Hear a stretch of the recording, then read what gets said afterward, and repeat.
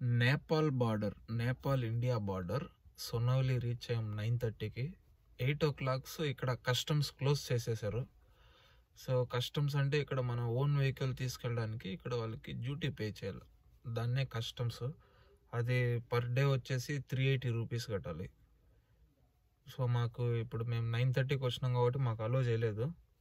But army check అన్నీ చేసేసారు, Nepal border కూడా టచ్ చేసేసాము. వాడు కస్టమ్స్ లేదని చెప్పి వాడు పోలీసు వాడు మళ్ళీ రిటర్న్ పంపించేశాడు మమ్మల్ని.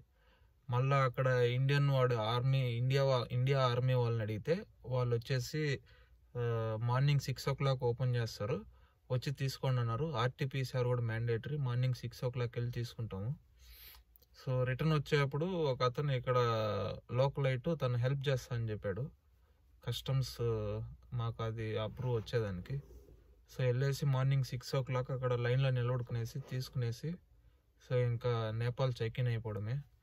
ఇంకొకటి ఏంటంటే ఇక్కడ ఎవరినైనా కూడా బ్రోకర్స్ని బేసిక్గా అంత నమ్మదాల్చుకోవాల్సిన పని లేదు. వాళ్ళు 5,000 6,000 రేట్ చెప్తారు, మీరు దానికి ఏం టెన్షన్ పడద్దండి. ఇక్కడ 380 రూపీస్ ప్లస్ RT-PCR సేమ్ టైంలో జరిగిపోతుంది, అంతే కదా మచ్చా.